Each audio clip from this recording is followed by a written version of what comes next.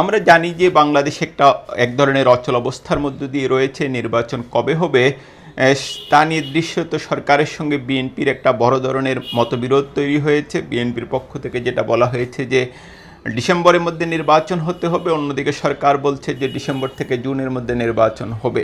এবং এই যখন অবস্থা, তখন আমরা যেটা দেখছি যে গেল কয়েক মাস ধরেই জামাত তার নির্বাচনী তৎপরতাও খুবই জোরদার করেছে। দেশের বিভিন্ন এলাকায় তারা তাদের প্রার্থীদের নাম ঘোষণা করছে এবং জামাত সমর্থিত প্রার্থীরা এক ধরনের নির্বাচনী ক্যাম্পেইন করে যাচ্ছেন।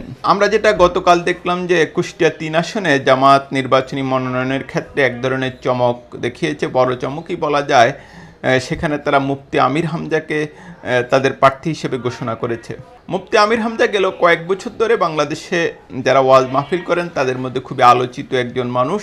তার একটা বড় জনপ্রিয়তাও রয়েছে এবং যেটা আমরা স্মরণ করতে পারি যে আওয়ামী লীগের শাসন আমলে তিনি গ্রেপ্তার হয়েছিলেন এবং দীর্ঘদিন কারাগারে ছিলেন এবং সে সময় তার উপর নির্যাতন করা হয়েছে বলে তিনি অভিযোগ করেছিলেন এবং ওই নির্যাতনের ধকল তিনি এখনও সয়ে যাচ্ছেন।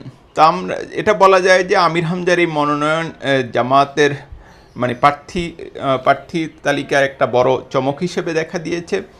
আমির হামজার আবার কিছু বক্তব্য কখনো কখনো বিতর্কও তৈরি করেছে, সেটাও আমরা স্মরণ করতে পারি। তবে সব মিলিয়ে এটা জামাতের নির্বাচনী ক্যাম্পেইনে একটা বড় সংযোজন।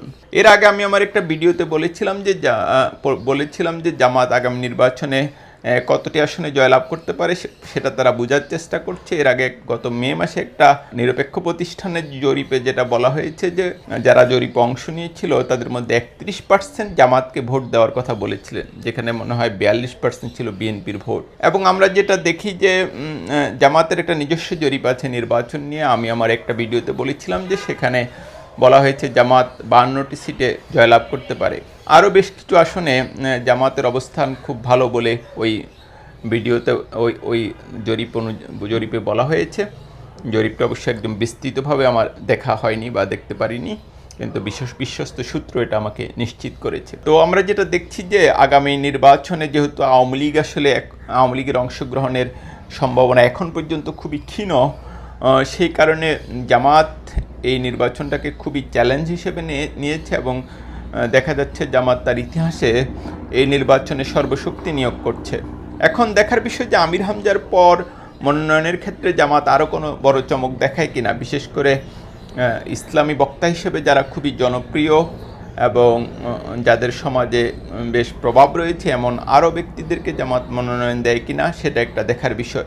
এবং শুধু কেন্দ্রীয় নেতা নন, কিন্তু জামাতের সমর্থক বা কর্মী এমন প্রভাবশালী ব্যক্তিদেরও জামাত এবার মনোনয়ন দিতে পারে এমন একটা আলোচনাও রয়েছে।